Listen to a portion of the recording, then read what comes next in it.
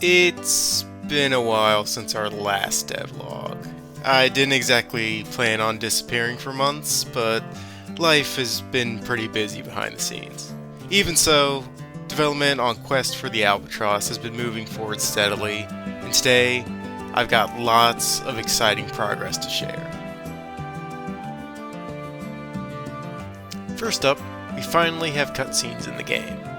I currently have draft versions of around half a dozen scenes implemented, and more are in development right now. I've also been writing new scripts and putting together animation requests for the art team, so that the world and characters are really starting to come alive in a much bigger way. Seeing the story play out in-engine for the first time has been incredibly exciting. On the gameplay side, I've been focusing heavily on expanding the RPG systems.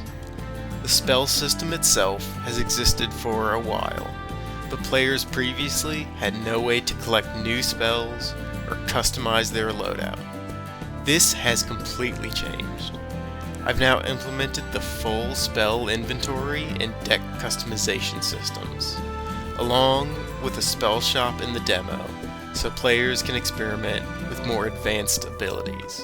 And honestly, some of the new spells are getting pretty wild. I've been testing spells that can dramatically change the way matches play out, and it's opening the door for some really creative strategies and chaotic moments during play. And I can't wait to show you more of those soon.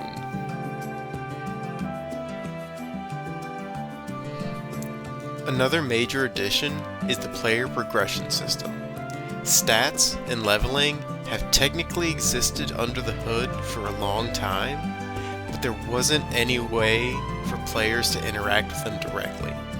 Now, players can level up, earn stat points, specialize their builds, and track their progress through a full UI menu system.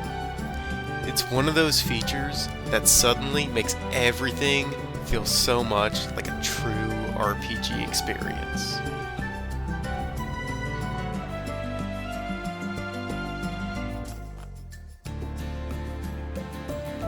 Behind the scenes, I've also spent a lot of time doing something less flashy but incredibly important. I've been cleaning up the code base. To be completely honest, things had started getting a little bit out of control. Systems were becoming messy, bugs were harder to track down, and development was slowing because of it. Over the last few weeks, I've gone through a major code cleanup and reorganization effort, and I finally wrapped that up recently. The project is in a much healthier place now, which should make future development faster, smoother, and way less painful.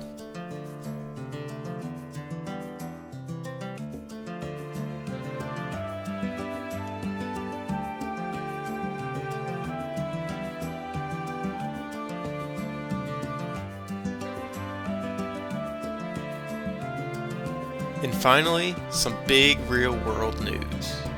Quest for the Albatross will be playable at ImmerseCon in Richmond, Virginia on July 11th and 12th. We'll have a booth set up with live demos, giveaways, and plenty of opportunities to come, hang out, and talk about the game. If you're going to be in the area, definitely stop by and say hello.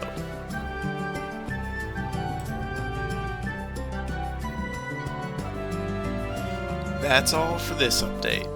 I'm getting back to work now, because there's still a ton left to build. And this time, I'll try not to wait 6 months before my next devlog. If you'd like to support this project, giving Quest for the Albatross a wishlist on Steam really helps us out. Thanks for following along, and I'll have more to share soon.